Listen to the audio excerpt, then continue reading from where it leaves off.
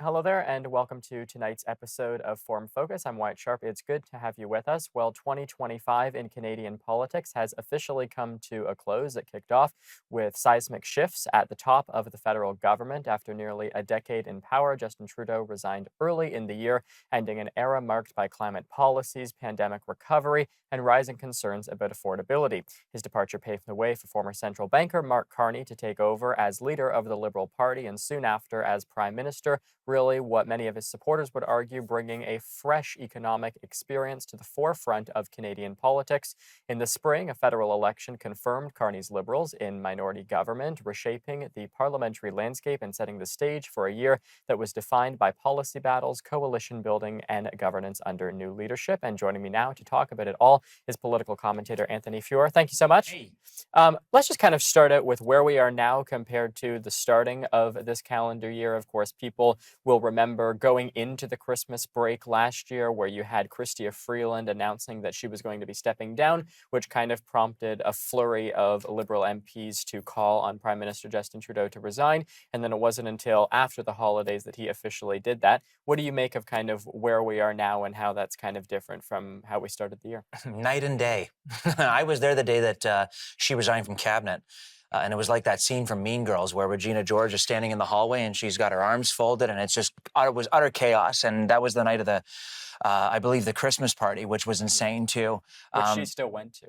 Which she still went to, yes, and she got all the photos, by the way. No, she did. The lineup was huge, but we're night and day from that now. It's as far as I'm concerned, it's a complete 180 for what the Liberal Party has done. They selected a new leader. They've really bounced back in terms of approval ratings, likability by the public, and I think it just really proves the point that this is how our politics has evolved.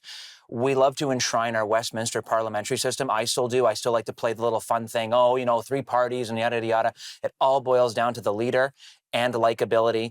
And I think that Mark Carney has a high approval rating, and I think that he's really turned the party around. And a lot of the kind of sentiment going into the resignation of Justin Trudeau was that Justin Trudeau was super unlikable. And I think conservatives kind of by extension thought that meant that the Liberal Party was unlikable. And then, of course, the minute that they got a new leader, the polls started to shift. But it seems as if conservatives still haven't really made the realization that Pierre Poilievre might not actually be the person who can, deliver a win for them in the next election. And obviously, they have their leadership review coming up in January as well, with a potential election happening likely in the spring, maybe.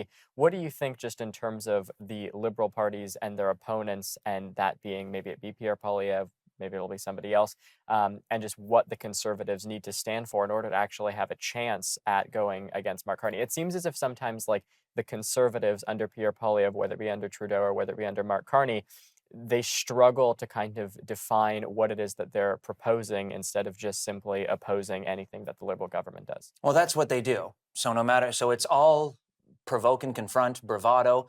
There is no rhyme or reason anything the official opposition is doing in this country. First of all, the Conservative Party of Canada reminds me of every restaurant I worked at. They have a staff retention problem. People are leaving the business. Right. They're leaving their party to go to the Liberals. I don't really recall seeing a lot of that stuff. This probably hasn't happened in about 20 years from my recollection. I think I was 15 or 16 when Scott Bryson or Belinda Stronach crossed the floor, and I was like, ooh, what do we have over here? Like, obviously, there were some promises with cabinet positions. They have a retention problem. They also have a likability problem for their leader, and it's a huge thing. It's a huge problem that they have now. One thing I find interesting is that you have people like Leona Alice-Liv who left the Conservative caucus to join the Liberals in 2017. And when that happened, left the Liberals to join the Conservative caucus. When that happened, you didn't have the Liberals really doing very much to try and coerce her or anything. Whereas in this case, you had obviously Chris D'Entremont, you had Michael Maw, and there was reports of Andrew Scheer and Chris Warkentin storming into their offices trying to convince them not to do this. And I just wonder if that kind of sentiment is reflective of the Conservative Party's kind of frustration and anger and their kind of inability to manage that.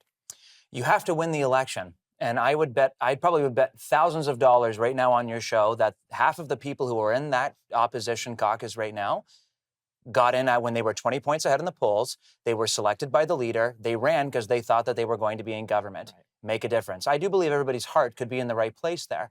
But when you're not in government and being in opposition, ask the Ontario Liberals, ask the Ontario NDP, ask the NDP how much fun it is to be in opposition right now. It's horrible. So they hedged their bet on a leader who was popular at one time, and now his likability is trailing by, in some polls, upwards of 30 points from Mark Carney. That's not a very good day for the Conservative Party or for Pierre Poilievre. All right, we will leave it there. We'll be right back after the break with Anthony Feor. Stay with us.